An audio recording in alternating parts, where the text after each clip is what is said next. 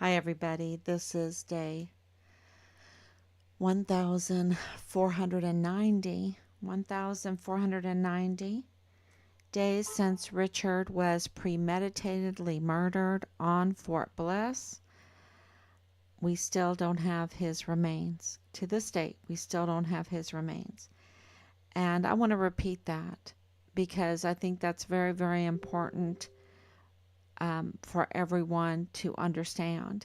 Richard was premeditatedly murdered on Fort Bliss, forcibly removed from his barracks room and murdered on Fort Bliss. This is really, really important, and we don't have his remains. So, and I want to explain to you that 4 years we've been going through this, and we have absolutely gone from what in the world happened and going to the 5 possibilities of Richard, walking away, getting injured somewhere, being murdered, the suicide issue, and what was the other one? There was one more. And, all of them, the evidence points overwhelmingly to one.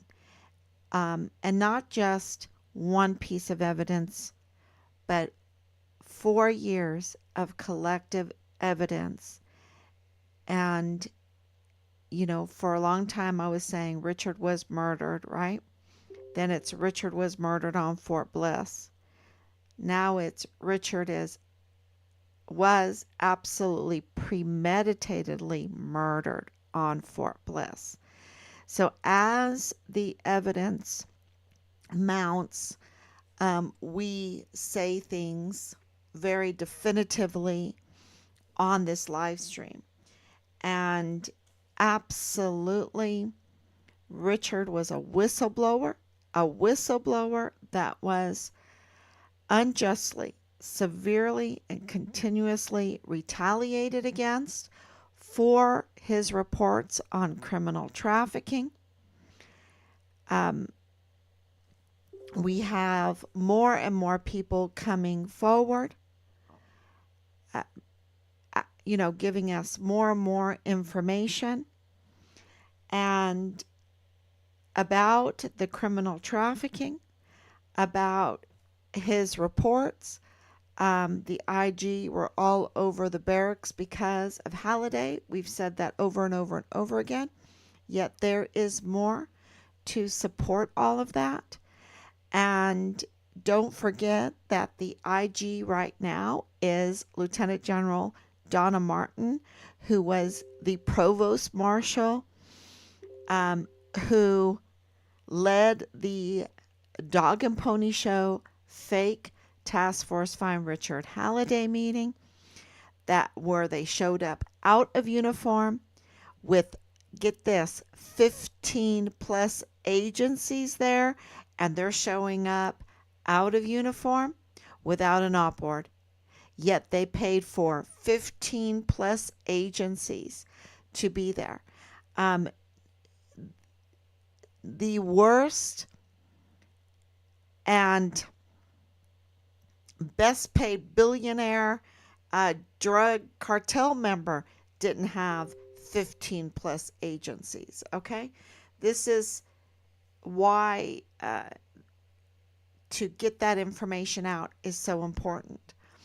And with Leilani Hart's confession, her first confession that was notarized, of course, her family member that she was giving sexual favors to helped coach her to, and he was a CID agent at Fort Bliss. Yeah, that's how she got the unauthorized access. Okay, that's where, there's security breaches all over the place. And she is connected, Leilani Hart's connected to Thomas Kane. And the the information surrounding Thomas Kane is just mounting and mounting. He has a real problem on his hands, and so does Ann Ogle. And I haven't mentioned her very much, but she's CYS, right? She's Child Youth Services, and with the LLCs, with the connection with Leilani Hart, with the connection with Thomas Kane, the Director of Emergency Services. Who said Richard was a good meal for the coyotes. Now, any Director of Emergency Services that used to be a police officer, that used to be an officer in the United States military, and says something like that when he is in charge of the security of Fort Bliss, meaning that he is working very closely with the likes of Jules Tuganon Chan for health and safety, right? With the Walmart mass shooting case, with the emergency intake center, which 85,000 missing unaccounted for minors, and now we have Senator Hawley coming out and saying no, there's 300,000. No, there's 291,000. This is not 10,000. This is not 5,000 children, right?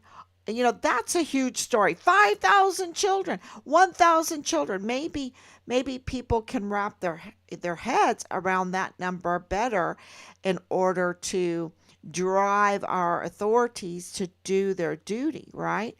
But we're talking about such a huge number that I think the human brain just shuts down when you say 291,000 children unaccounted for, unaccompanied. Think about it, just unaccompanied. There's 291,000 unaccompanied minors in 3 years? What? What? I mean, that is absolutely crazy. Something's going on. And for them to be missing on top of that is absolutely crazy. So I think, we need to really stay focused with what's going on here, because Richard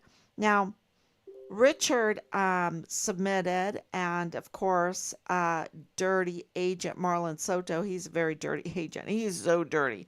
Okay. Dirty agent Marlon Soto Hernandez. And I'm not saying that all CID agents, lead agents are dirty. I'm just saying that the El Paso, Fort Bliss, CID lead agent Marlon Soto Hernandez is a dirty agent, right? And why is he even there? He's from that area. Why is he even there? You can't be a lead agent on Fort Bliss and El Paso when you're from that area. There's too many conflicts of interest, right?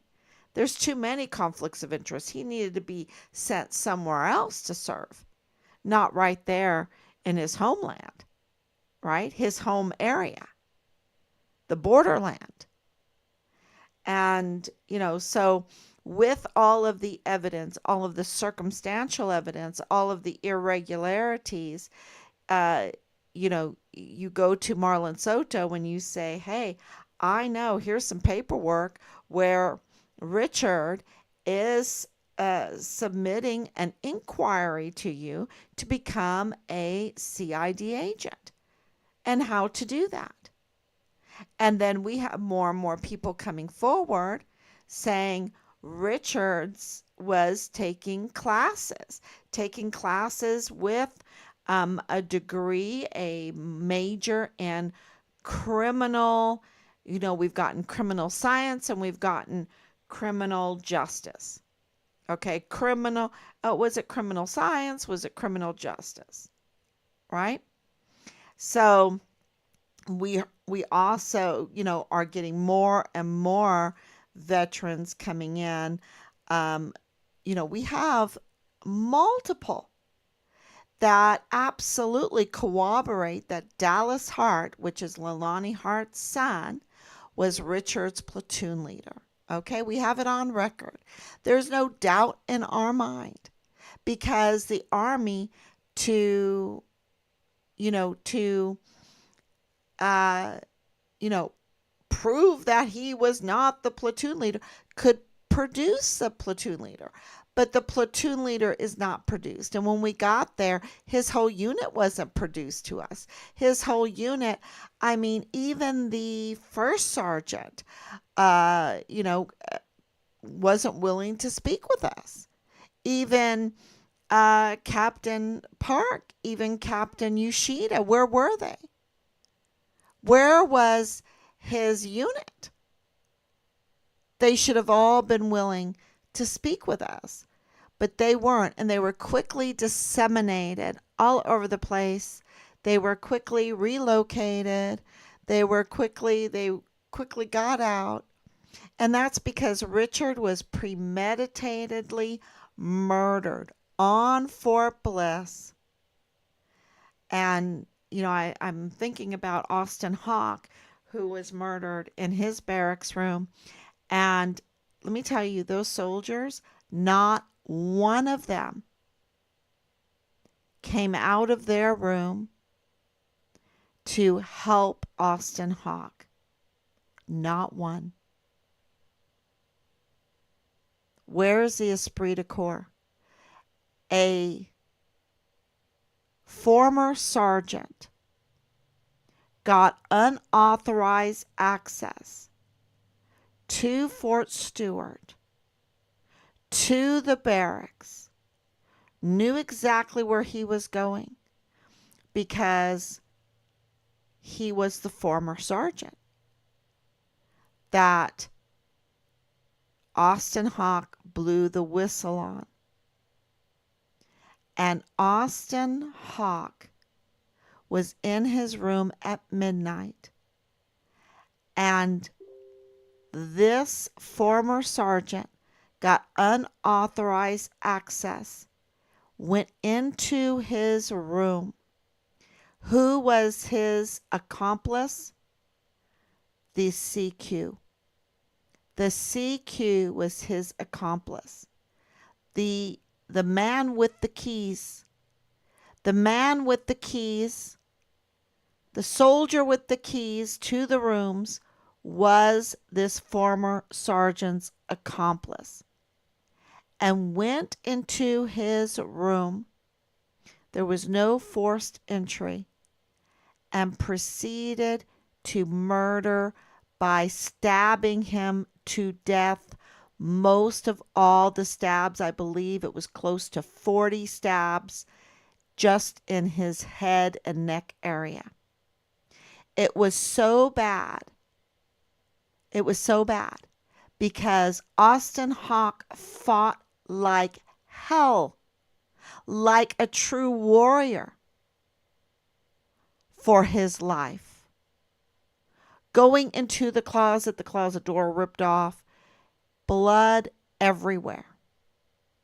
Everywhere. And I'm so sorry to say this, but I'm making a point. It was a brutal fight. It was a brutal murder. It was loud. There were screams because Austin Hawke got a few hits back. That's why there was the perpetrator's blood in his room. And during that time, not one soldier came out of their room to help Austin Hawke. After the perpetrator left and Austin Hawke lay there with his head just barely on.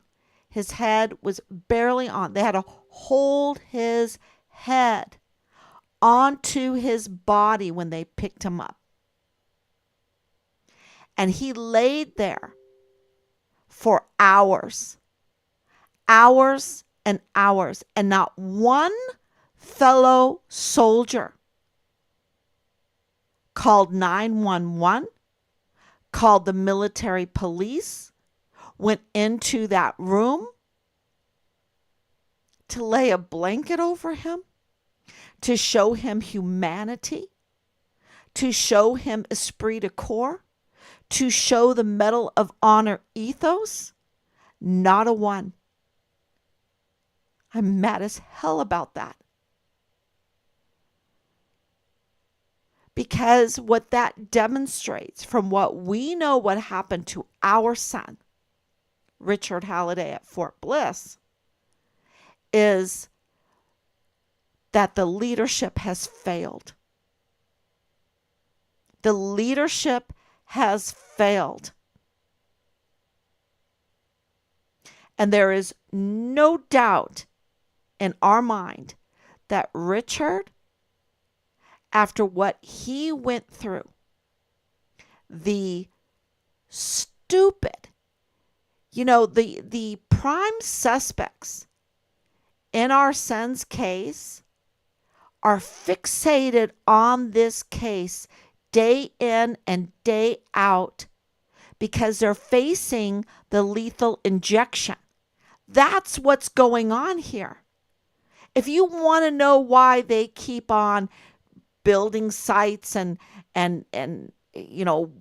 whatever, trying to frame a false narrative around Richard that we have been debunking and debunking, well, not we, the evidence, the truth has been debunking it, debunking their absolute madness. Absolute madness. It was so absurd. Because Richard was reporting the criminal trafficking, and they tried to discredit him. They tried to frame a narrative around him like they do with all of these other lies. Satan is the father of lies.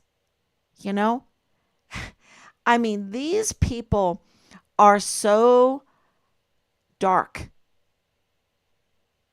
that they are, and I mean spiritually, hard-hearted, that they frame these false narratives around the very people that are the whistleblowers, that are the fighters for righteousness, that are a light to the people. They want to put out the light, but they can't. They can't. And they keep trying and trying and trying. You know why? Because they're facing the death penalty. Thanks be to God that Texas has the death penalty, the lethal injection. Thanks be to God. And Leilani Hart's latest confession, I mean, the first confession is not enough. It's enough for me to understand what Richard was reporting. When she is notarizing her confession, making it totally official, you can't undo a notarized confession, okay?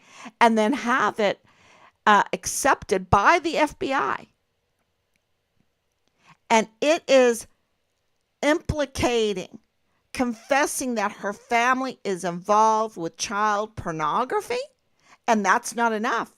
Then they're involved in incest, and that's including Dallas Hart as an active duty soldier, right? So child pornography and incest for Richard's platoon leader. Look, Richard had plenty to report, plenty. And what about the sexual assault in Leilani Hart's master bedroom of a 7-year-old Fort Bliss soldier's dependent? Right? That's a security breach. And then she has Hart childcare? with James Hart, who she just said is involved in incest, with a 7-year-old being assaulted by multiple members of her household in her master bedroom. That's her first confession. And then that they have Hart childcare, and she's saying that her husband is illegally buying weapons and then threatening her with them, holding the weapons up to her, threatening her life. And he has Hart childcare, and they are involved with Ann Ogle of the CYS, and they are involved personally with Thomas Kane, and they are involved with Jules Tuganon Chan, Mr. Hacker. I didn't call him a hacker. He calls himself a hacker, but safety and health officer. And they are involved with this criminal group with the PAO, Mr. Nick Nuffziger Brownbell, active duty, harassing us, threatening us, impersonating us, making these false accounts so that they can intersect and infiltrate and tamper with witnesses, tamper with information coming out, get ahead of the truth narrative, the light. They want to get ahead of the light so that they can put it out, right? Or it'll dim it, right? Because they're facing the death penalty. They don't want accountability. And they do this day in and day out. I know why we do it day in and day out, because we want Richard's remains. We want to hold them accountable. We want them to face the death penalty. We want them to face the lethal injection. Because what they did to Richard was to say that they were the security, that they were the ones that were obligated to care for Richard, and yet they unjustly retaliated against him severely, constantly, for months, organized a setup to get even with him, to discredit him for not wanting to go along with their criminal trafficking, not wanting to go along with their lies, their life of lies, their life of crisis, their life of manipulation, their life of chaos, their life of hate, their life of destroying humanity. And you see that in this Leilani Hart's confession, where she wants to destroy humanity, right? She wants to make me totally inhuman. They've done that with Richard. They've done that with our witnesses. Like, you're just a piece of furniture. They do that with this whole, with our soldiers, so that they can get away with giving unauthorized access to unqualified individuals that want to commit fraud, that want to impersonate, that want to rob, that want to steal, that want to kill.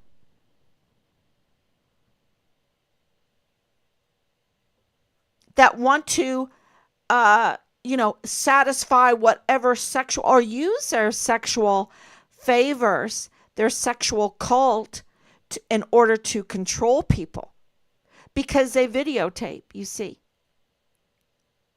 They videotape. You were there. You were there in that house when that 7-year-old was sexually assaulted in my master bedroom.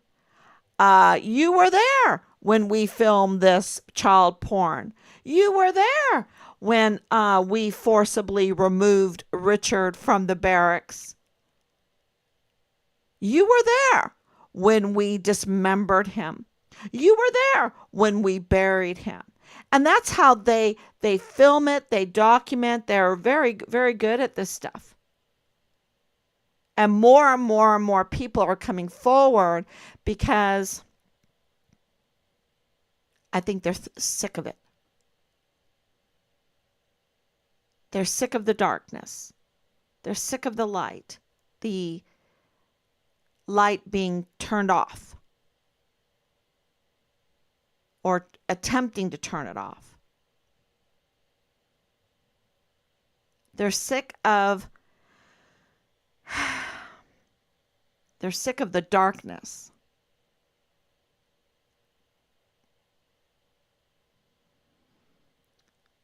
They're sick of the cheating. They're sick of living that kind of chaotic life. Because let me tell you, Leilani Hart, in this new confession, she's throwing her husband under the bus. She's throwing Bob Moore of El Paso Matters under the bus.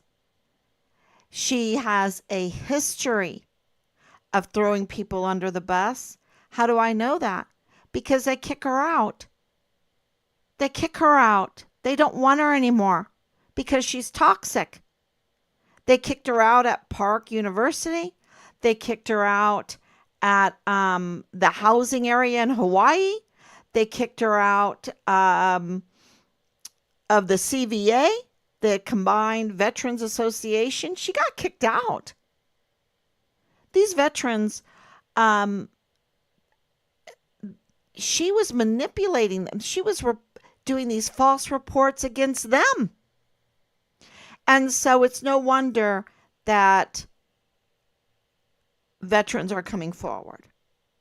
It's no wonder that her victims are coming forward. It is no wonder that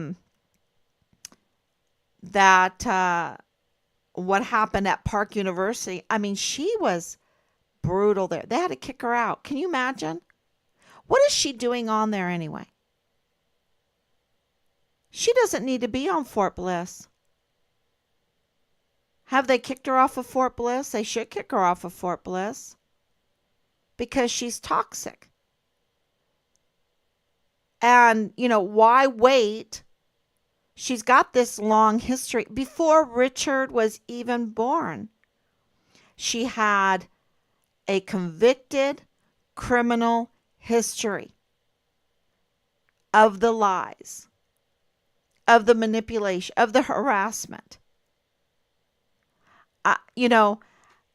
Even her family filed a complaint against her. They didn't want her. They kick her out. They kick her out everywhere.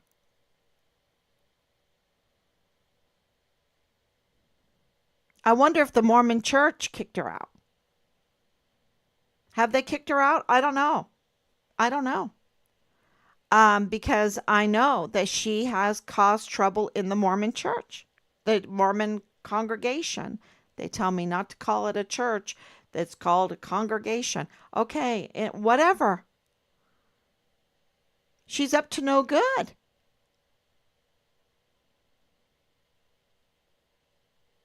And in this confession, it is absolutely crisis. She's an absolutely mental crisis, trying to frame the narrative of Richard's murder because she does not want to face the death penalty. And it's so ludicrous that what it does confirm is that she's absolutely, her and her son, Dallas Hart, are absolutely prime suspects in the disappearance and murder of Richard Halliday, the whistleblower, reporting criminal trafficking. Who has the criminal record? She does. Who has the criminal record for child crimes against children? the Hart family does. Who has, is it a criminal record? Well, it's documented. It's documented in their, in what we have as documents and at the FBI. And now in this confession. And it's totally crisis mode. And so when, we get other leads, and we have gotten other leads, and we appreciate every lead, and we look at every lead. But if the leads are inconsistent, if the leads have holes everywhere, if the leads wobble or don't have anything to back them up, then we can't use them.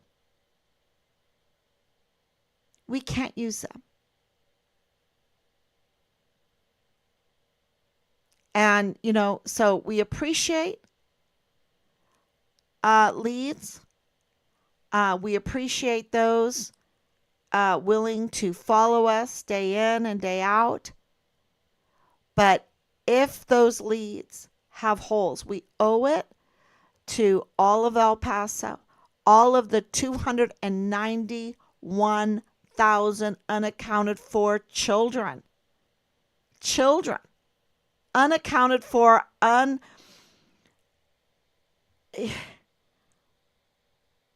they're alone. When I think of 291 unaccounted for children coming from all over the world, what is going on? We owe it to finding out what is happening. What was Richard reporting on? That is our focus. Why was it so big? Why did that string that he pulled by his reports pull so hard and so deep that his case is connected to the Walmart mass shooting case? Why is it that so much has been tried to cover up the light, to misdirect the light, to put mirrors to deflect the light, whatever, so that people can't see it, meaning the truth? Why has so much been done to create a false narrative when the narrative is clearly, with all the evidence, so powerful that even the Board of Inquiry could not say anything else except for the truth? And it's corroborated by so much evidence. We provided a lot of that, most of that evidence to them. And then they have evidence of their own. And what was the decision? The declaration of death on Fort Bliss. You just don't die on Fort Bliss and have no remains and be anything else but a premeditated murder and cover-up. That is the only option. That is the only truth. So the declaration was a declaration that Richard was premeditatedly murdered and there was a cover-up. There was a cover-up. And that cover-up included getting rid of the evidence. A methodical, look, the people in this group are absolutely connected to mortuary affairs, to surgical skills, to Mario Raskin Ortiz. If they want a death certificate, there is absolutely a possibility, a way of how they can get it. If they want access to confidential files. Those involved in this criminal group have access. They are the rogue group from the original response team. They have access. Jules Tuganon Chan was bragging that he had access, that he had firsthand experience with the Walmart mass shooting, that he was absolutely in a leadership role when it came to the emergency intake center, which means he had absolutely a relationship with Director of Emergency Services Thomas Kane, who absolutely tried to dehumanize Richard, who had access to Park University, who absolutely has tried to dehumanize me.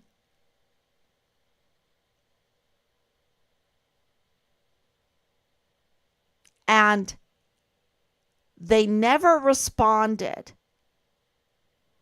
to the severe manipulation and false allegations that cause so much pain in Park University, the lies, these absolute lies against professors and even the director of Park University, many of them. And where was Thomas Kane then? Why didn't Leilani Hart got kicked out of Park University? Why didn't they report her to law enforcement for her false reports to law enforcement? Why wasn't she arrested? Especially since she has a long criminal history dating back before Richard was even born of conviction of lying to law enforcement. And she has a history of insurance fraud. That I can go on and on with all of the information, the sex cult stuff, her connection with Dreams Cabaret, which I hate to even say that name because it sounds like some kind of mattress, but it's not. It's adult entertainment. Very sexual entertainment. And her multiple affairs and her connections through the LLCs.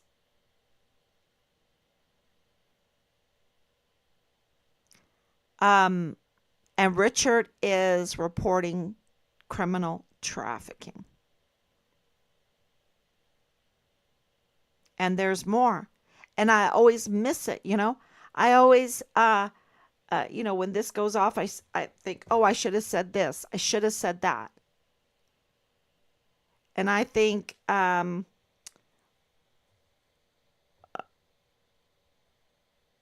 when you have someone that's very concerned about this case, like Deliris, she's very concerned. She's been from close to the beginning, right? And very concerned about this case. We owe it to her. We owe it to El Pasoans, to anybody that's running for office, to inform them about the mountains of evidence, of truth, so that they will not be misled, so that they will not, be hoodwinked, be hypnotized by the absolute crisis of lies that Leilani spews from her spleen, which means they're bloody lies. They cause harm. They cause injury. And I remember Jay Paulin goes, "What do you mean my words cause injury? They're injurious. They're, violent." Yes. Think about it. Richard was forcibly removed from the barracks in a very violent way, and not one soldier helped him. Austin Hawk was violently stabbed in his head and neck.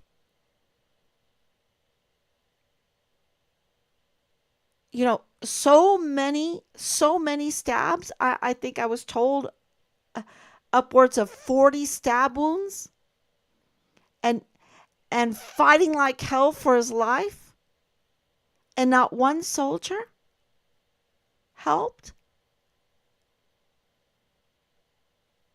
because the false narratives, the lies are not being, they're not, she's been allowed, Leilani Hart has been allowed to spew from her spleen.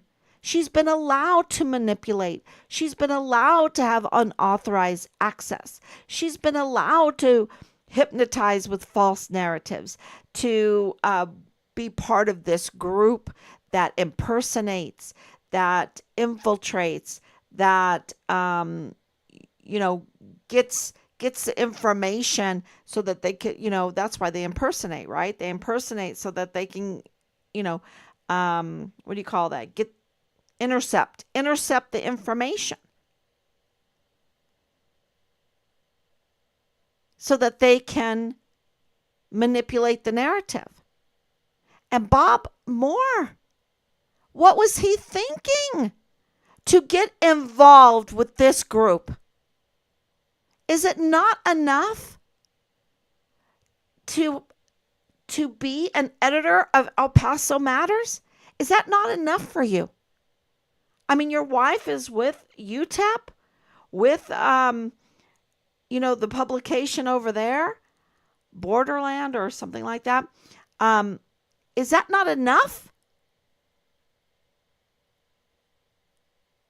You want to get in with this group, in this criminal group, and use Leilani Hart and Rosa Maria Valdez Garcia and Belen Rocha as reliable sources? What is he thinking? What is he? What is El Paso Community Foundation to even allow someone like Bob Moore, who makes such bad decisions, that is so hurtful,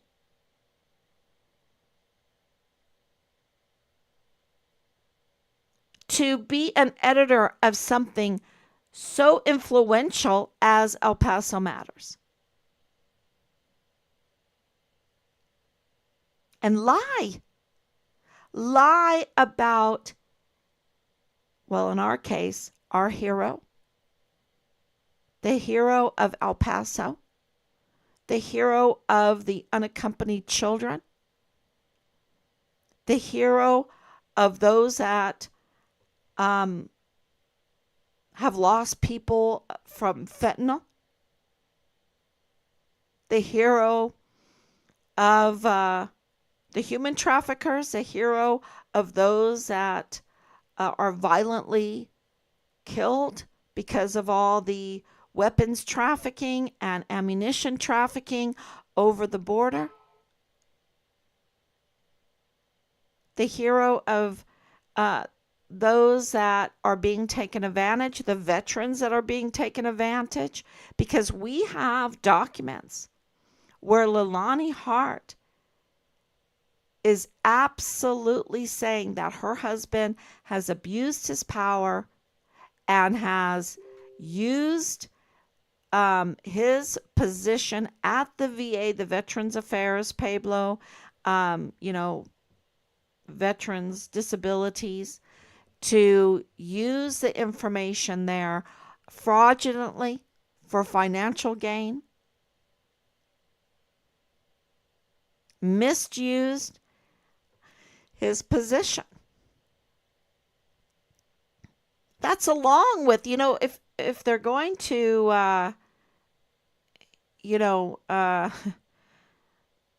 be unlawful in one way, then they are unlawful in another way, and unlawful in another way. So you've got all kinds of sexual uh, illicit activities, and then you have um, the financial and the theft and the abuse of power. And so if you're wondering, why are they trying to frame the narrative against this family when they've already got the declaration of death? They just want to know where their son is. And that's because they're facing the death penalty. Because these are the very individuals that are the prime suspects of the murder and disappearance of the remains of our son, the retaliation. And they are absolutely in crisis mode. That's the big. There's a lot of takeaways from this newest confession of Leilani Hart, and we're addressing all of that, addressing all how she just threw Bob Moore under the bus. He's going to be like, what? And then, of course, James Courtney Hart, um, you know, she has a long history of manipulating people. And, it gets to the point, it gets so bad, the betrayal gets so bad that they finally kick her out. I mean, even Dallas Hart told me over the phone that, he didn't think too highly of his mother. He said a lot of derogatory things.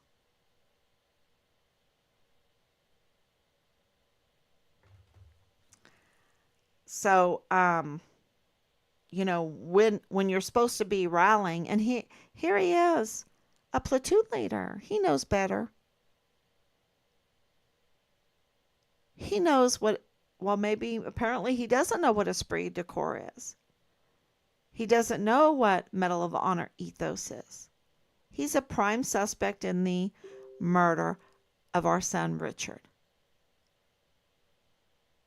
So no, maybe no, he doesn't know. And so the the big thing that getting away from the crisis, because the lies are just so absolutely insane. But one thing that comes through is that there's fraud, there's financial fraud, that there's insurance fraud, that there is the misuse of confidential and protected information, and they're misusing it for financial gain. This is like the theme in there. And the violence. The violence is also a theme. And so, she has to start on a basis. So she's experienced a lot of violence and a lot of fraud. She's coming from a place of violence and fraud. And so that is also evidence, again, on her being a prime suspect in this case. So there's, an ongoing evaluation, analyzing this, and we are absolutely turning it into the proper authorities. Absolutely. because the more people that understand what's going on, that see through this, um, well, we're getting law enforcement calling us about Jules Tuganon Chan. They see through this. They're inquiring with us. So, they're starting to call us. And we're very grateful for that. And we're very grateful. Um, the theme for tonight is there's only one possibility, and that is Richard, whistleblower, forcibly removed, murdered, cover up. That was brutal. So much so that you have retired first sergeant coming in with conflicts of interest, trying to form the narrative right away. You have the captain crying. Why is he crying? You have the removal of certain people. Real quick, let's put you somewhere else. You have false narratives given to the law enforcement. You have Tavita Nusa losing his badge, which we have that absolutely confirmed. You have Dallas Hart being Richard's platoon leader. And, so it gets a little clearer every day. Every day. It's become very clear. One choice. And were remains found in Mexico? Yes. Remains were found in Mexico. Were remains found in the United States? Yes. Were there multiple grave sites? Yes. Yes. So I owe an apology to a couple people that were right on target at the beginning. But there was so much false information going on that we had to look at all of it, right? We had to look at all of it and chip away all the lies in order to, with our charts, with our calendars, with our screenshots, with the witness testimonies, and then more witness testimonies. And you can't hide Nadal Baim, right? Even though he's up to no good and he's with that group, but you can't hide his statement, which, wow, that was something. That was really, and you can't hide the looks in the eyes of the investigators and everything when you're talking about this, right? I can't describe to you everything that is evidence, these strange things that happen that you're like, okay, now it makes sense. Now it makes sense. So we want to stay focused on the truth, and we really appreciate, and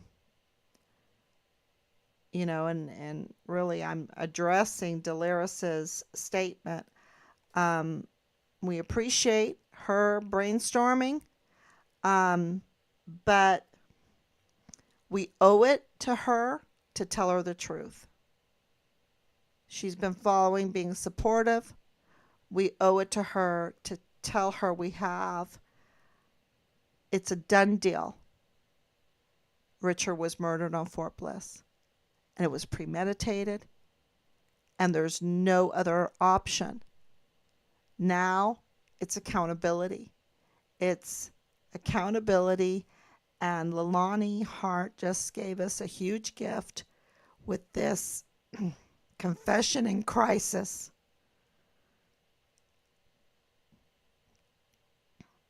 And it shows that she is afraid and will do anything and say anything. I mean, she's already being haunted by Richard. Clearly. I mean, I feel it. I feel, and I know that Richard is there and he's asking for justice and he's showing us the way. And she's facing the death penalty.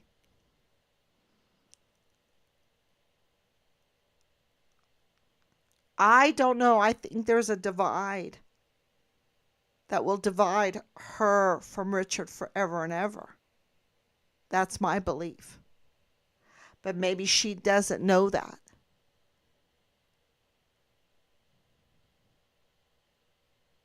So she's facing, and you know, at the beginning of all of this, we're like, oh, we don't know what happened, this and that. Look, it was so brutal. And there's so much that has happened from the beginning that all of the negotiation,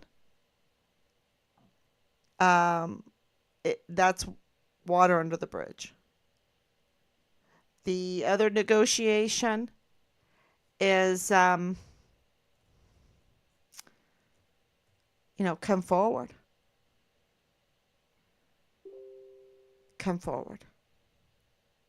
That's really free your mind. I mean, her mind is in total crisis. So,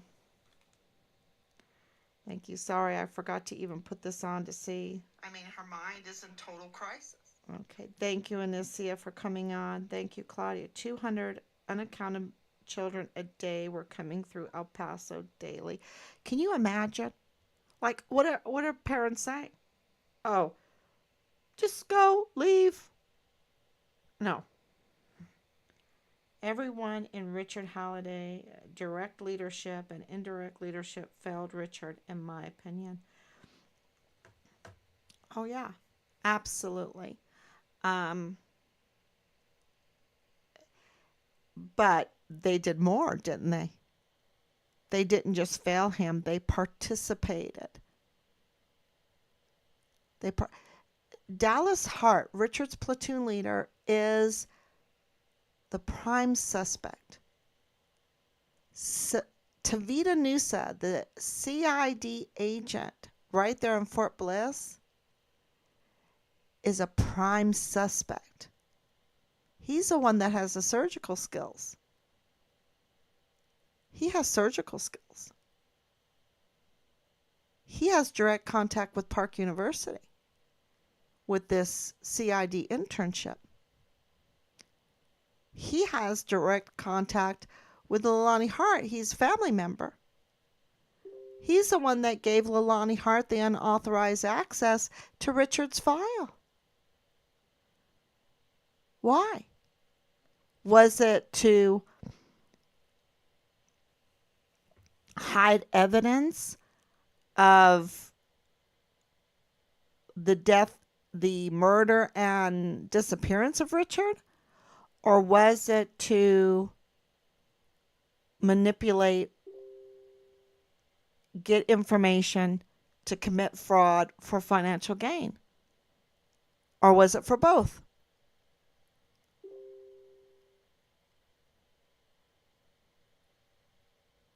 Because she's pretty bold. And she wasn't in so much of a crisis. She was in like a chess game at the beginning, making moves with that July 22nd, 2020 affidavit. She was making moves, right? But this latest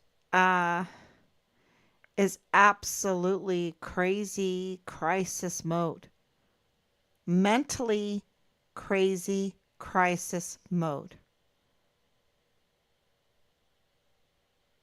And the only reason for that is because she's facing accountability.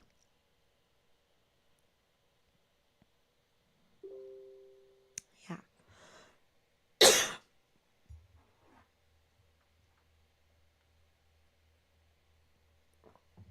Absolutely. Sorry.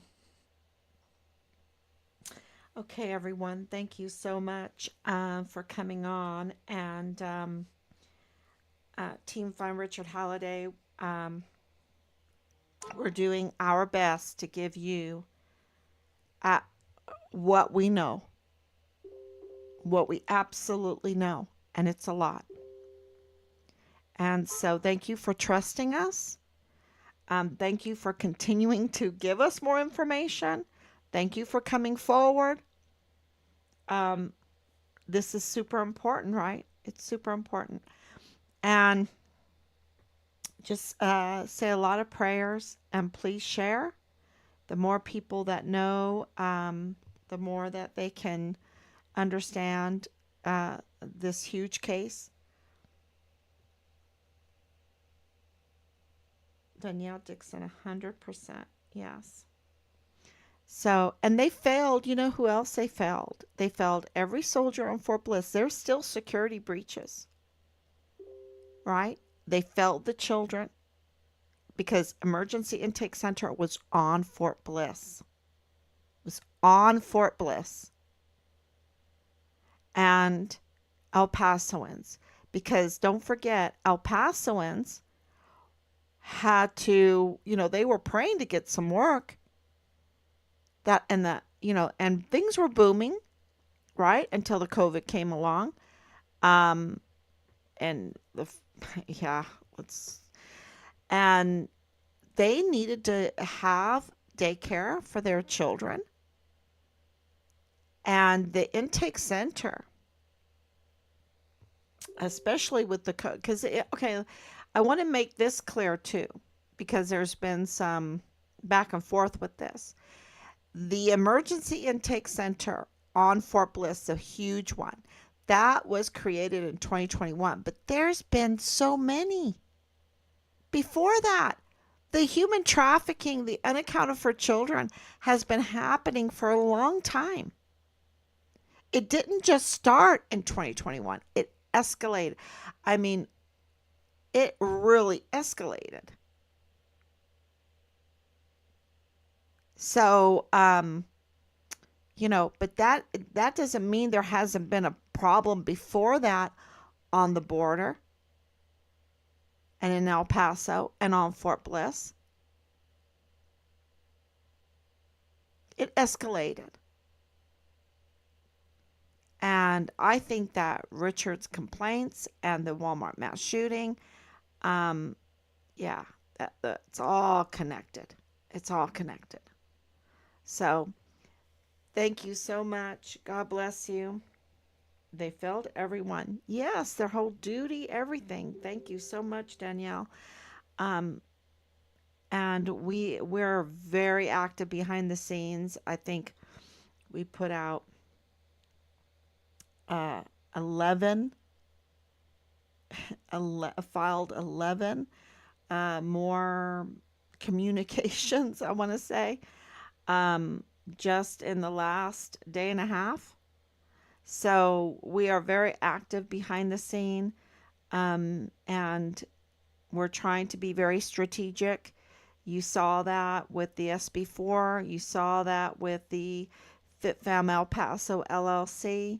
We're, we're really looking at how we can get results, meaning Richard's remains, the exposure of the prime set, get accountability. You know, they always like, oh, well, you need to investigate, you need to investigate, you need to review, you need to investigate. Okay, review, investigate, and okay, fine, but we need results. We need the accountability because more and more people are getting hurt. And so we're really focused on the accountability and, of course, um, setting the record straight. So thank you so much. God bless you. And I will be back tomorrow, God willing.